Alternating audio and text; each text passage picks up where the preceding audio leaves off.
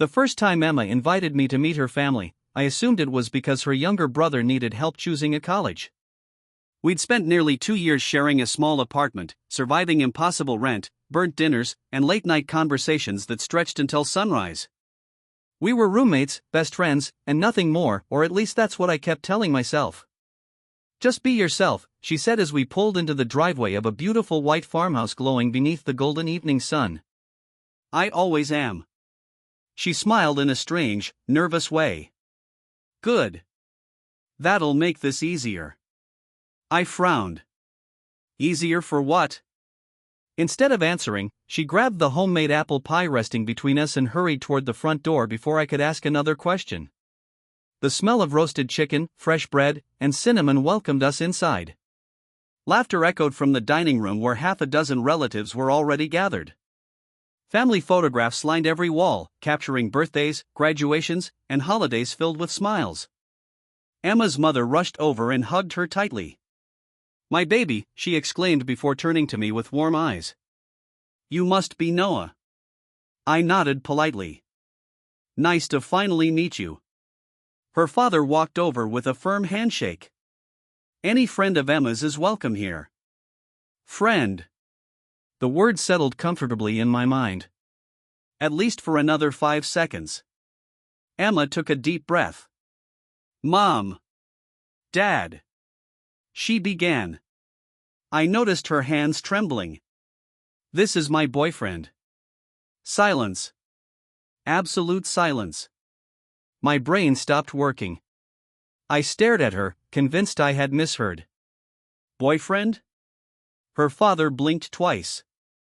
Her mother covered her mouth in surprise before her face slowly brightened into the biggest smile imaginable. "Oh, Emma," she squealed. "You finally brought someone home." Before I could explain, both of them pulled me into hugs. Relatives clapped. Her grandmother whispered loudly enough for everyone to hear, "I told you she'd find a nice young man." Emma shot me a pleading glance. "Please." That single look said everything. I stayed quiet. Dinner became the strangest meal of my life. Her father asked how long we'd been dating. Emma answered before I could speak. "About 6 months." 6 months? I nearly choked on mashed potatoes. Her younger brother grinned. "So that's why you two finish each other's sentences." Her aunt laughed. "And why you always post photos together." Emma casually nodded while secretly kicking my ankle beneath the table every time I looked ready to reveal the truth. I finally found a chance to whisper while everyone reached for dessert. "What is happening?" She looked genuinely terrified. "My parents have been worried about me since my last relationship ended. My grandmother's health has been getting worse, and she keeps saying she wants to see me happy with someone before." Emma swallowed hard. I couldn't disappoint her tonight. "You could have warned me." "I know." "You told them we've been dating." "I know." "You realize this is insane." "I really know." For the first time since arriving, she wasn't smiling. She looked scared. Embarrassed. And somehow, heartbroken. "I'll tell them the truth after dinner," she whispered. "I promise."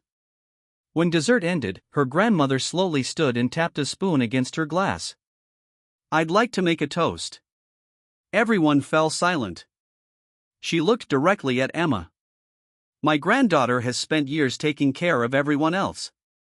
She always pretends she's strong even when she's lonely." Her eyes shifted toward me. Tonight, seeing someone who looks at her with kindness gives this old woman more peace than you could ever imagine. My chest tightened. Because despite everything, she wasn't entirely wrong. I did care about Emma. More than I had ever admitted. I just believed friendship was enough. The old woman reached into her pocket and handed Emma a faded photograph. "This was your grandfather and me on our first date," she said softly. "The happiest relationships begin with friendship." Emma's eyes filled with tears. Mine probably did too. After dinner ended, we walked outside beneath a sky filled with stars. Neither of us spoke for several minutes. Finally, Emma sighed. I'm sorry. I nodded. You should be. I never meant to put you in that position. I know.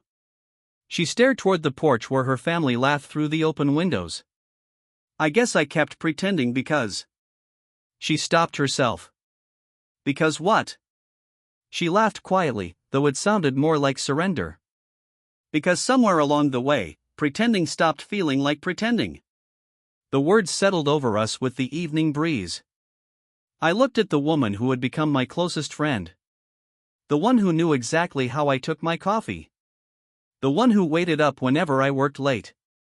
The one who always saved me the last slice of pizza. Maybe everyone else had seen something long before we had. I smiled. So, if we're going to tell them the truth. Her face fell. We should probably replace it with an even better truth. She looked confused. What do you mean? I reached for her hand. This morning you were my roommate. She squeezed my fingers. And now? I smiled. Now I'd really like to be your boyfriend. For one stunned second, she simply stared. Then she laughed through happy tears and wrapped her arms around me. Inside the house, someone glanced through the window and cheered. The whole family erupted into applause. This time, neither of us had to pretend.